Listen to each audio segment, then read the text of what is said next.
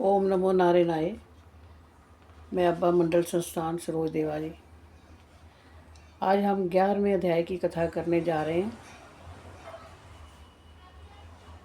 कि जब शुंभ निशुंभ असुरों को अलग अलग स्थान पर नियत करके जलंधर सुमेरु पर्वत की ओर आ गया, तब नारद जी बोले, इंद्र आदि जो देवता थे वो उसको वहाँ आते हुए देखकर कांपने लगे और विष्णु भगवान की स्तुति करने लगे।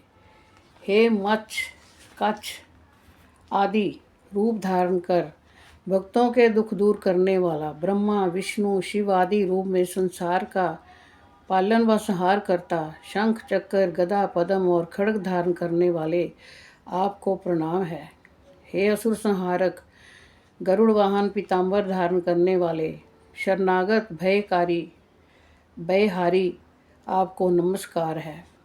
दैत्यों से दुखी मनुष्यों के दुख दूर करने वाले शेषनाग की शैया पर शयन करने वाले सूर्य चंद्र रूपी नेत्रधारी आपको बार बार नमस्कार है।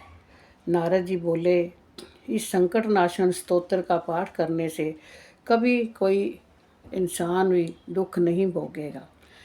भगवान विष्णु देवताओं को कष्ट में जानकर क्रोधित होकर गरुड़ पर सवार होकर लक्ष्मी जी से बोले, तुम्हारे भाई जलंधर ने देवताओं को बहुत दुखी कर रखा है, इसलिए मैं उससे युद्ध करने जा रहा हूँ।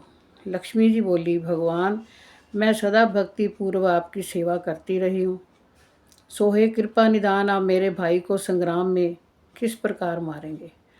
श्री भगवान बोले, शिवजी के अंश से पैदा होने ब्रह्मा के वरदान व तेरी प्रीति में पला जलंधर मारने योग्य नहीं है। नारद जी बोले, ये कहकर भगवान विष्णु शंख चक्र गदा पद्म धारण कर जहाँ देवता स्तुति कर रहे थे वहाँ गए। इसके बाद अरुण के छोटे भाई गरुड़ के पंख से उड़ी हवा और बबूला से उड़ाए गए दैत्य आकाश में मेघों की भांति भ्रमण करने लगे। तब जलंधर ने दैत्यों का दुख जानकर स्वयं क्रोध में भरकर आकाश में विष्णु के पास गया। फिर वहाँ दैत्य और विष्णु भगवान का घोर युद्ध हुआ। आकाश बाणों से भर गया। विष्णु भगवान ने बाणों से दैत्य के ध्वजा छत्र और घोड़े काट दिए। एक बाण उनके हृदय में भी लगा। तब तक उस दैत्य ने गरुड़ के मस्तक पर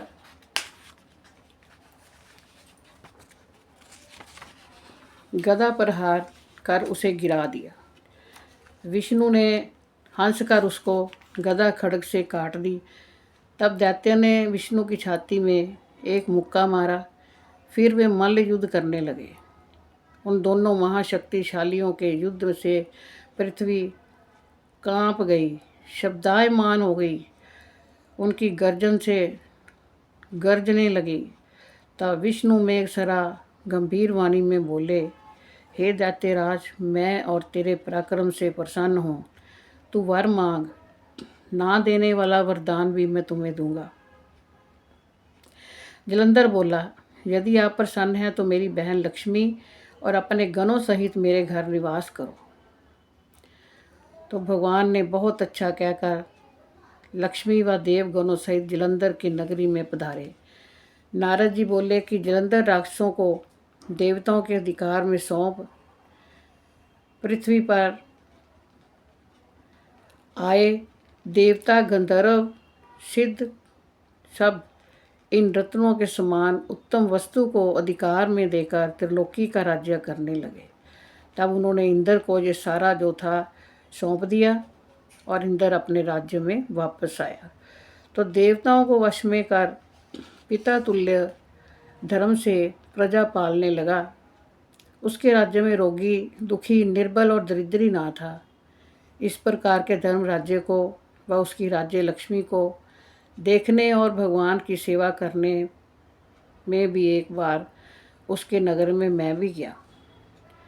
कौन बोल रहा है? ये नारद जी बोल रहे हैं कि मैं भी फिर उनके राज्य में गया कि ये कैसे अपने राज्य की नगरी की अपनी प्रजा की देखभाल कैसे करते हैं।